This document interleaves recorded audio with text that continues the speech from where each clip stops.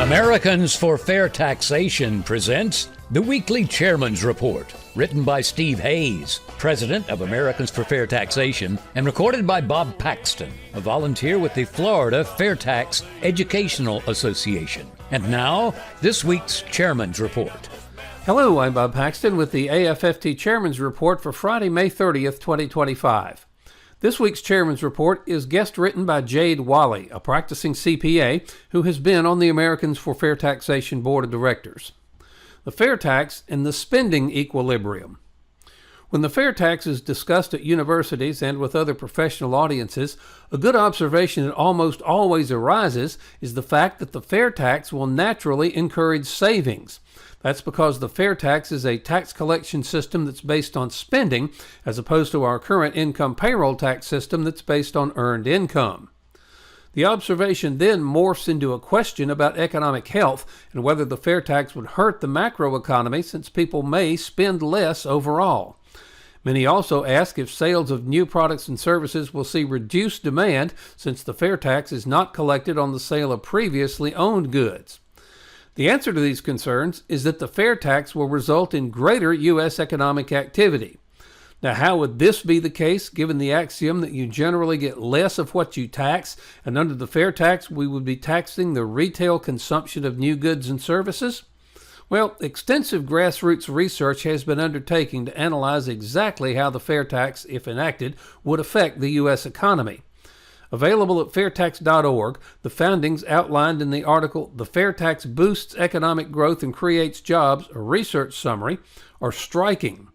A key that makes this seemingly oxymoronic conclusion work is that trained economists virtually all agree that economic growth is promoted when three things are in place: a consumption tax system rather than an income tax, a flat marginal rate rather than a graduated tax rate, and a broader tax base. It so happens the fair tax delivers on all three of these requirements for economic growth. Now here's a summary of how the fair tax enactment would affect 6 economic metrics: real GDP, domestic investment, employment, real wages, all significantly increase from year 1 onwards under the fair tax. Capital stock is flat in year 1, then it ends up 17% higher after 15 years. Consumption is the measure at the heart of today's question, though. So what happens to U.S. consumption under the fair tax? In year 1 and 2 after enactment, consumption does slightly decrease, approximately 0.6% and 0.8% respectively. However, from year 3 onwards, U.S. consumption actually increases under the fair tax. The research summary notes that following the implementation of the fair tax plan, the higher take-home wage provides an immediate incentive for people to work more. During the first year, this leads to total employment growth of 3.5% more than the baseline scenario, and that would continue to grow through year 10 such that total employment is 9% above what it would have been under the baseline scenario. The impact on total labor income is even more pronounced, increasing due to both the increase in after-tax wages and the increase in the number of people working. Total labor income rises 27.4% in the first year. By year 10, labor income is over 41% higher than it would have been under the baseline scenario, in other words, the income tax. This research and its findings are stunning. Another economic reality is that consumers' purchasing behavior tends to find an equilibrium as prices fluctuate. Now, what does this mean exactly? As the demand and ultimately the price for a brand new Lexus fall, since in theory people will not want to pay the fair tax on a new vehicle, the demand and ultimately the price for a used Lexus with no fair tax in the price would rise. Now, at some point, when the new car's price drops enough and the used car's price rises enough, people begin to say to themselves, "That's not a huge difference between buying a new car and buying a used one. I'll go ahead and buy the new Lexus." At this point, a new equilibrium is created and life goes on. It will be the same with the fair tax.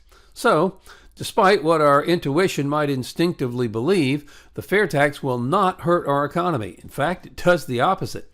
It brings stimulus and growth to our GDP, our wages, investment, employment, capital, and yes, even consumption. In conclusion, Jade has done an excellent job of explaining how the fair tax will dramatically improve the U.S. economy and the lives of all Americans. Now, many of you have labored tirelessly for freedom from the federal income tax and the IRS.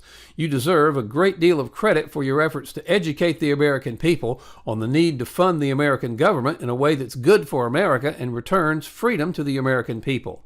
It's imperative, though, that we not replace the current income tax and the IRS with an alternative system that can still be manipulated by the ruling elite. We must let Congress and the President know the best way to replace the income tax and the IRS is with the FAIRtax. Now, make no mistake about it. The FAIRtax is a grave threat to the ruling elites. It will strip them of their power and their ability to control us through the tax system. Their opposition to the FAIRtax will be fierce and unrelenting. And don't think for an instant they won't use half-truths, deception, and downright lies in their desperate attempt to hang on to their power. However, with the support of this president, we can finally eliminate the income tax and the IRS. Now, of course, the best course of action is not only to repeal the income tax and abolish the IRS, but to repeal the 16th Amendment as well, so that no future administration can ever shackle the American people with an income tax again. We must come together and ensure that real tax reform, the FAIRtax, is not subverted by the elites in D.C. This will take the diligent efforts from all of us. We need your financial assistance, and we need your grassroots assistance.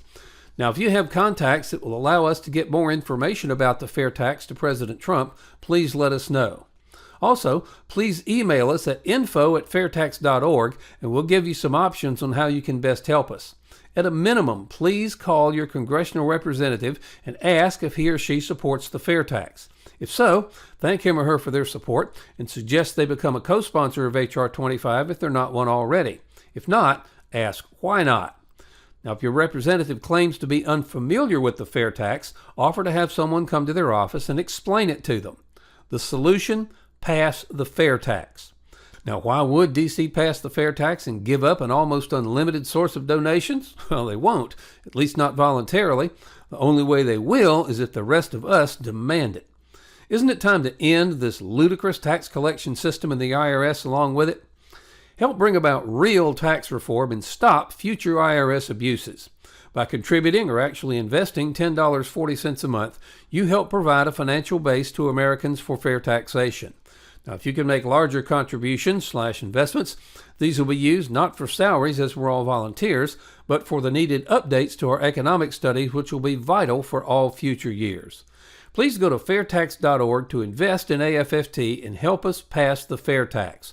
It's an investment in your and your family's future. This has been the Weekly Chairman's Report, written by Steve Hayes, President of Americans for Fair Taxation. Check back every week for news and information about the fair tax, and learn why the fair tax should replace our antiquated federal income tax system. If you'd like to receive a copy of the Chairman's Report in your inbox every week, sign up at fairtax.org.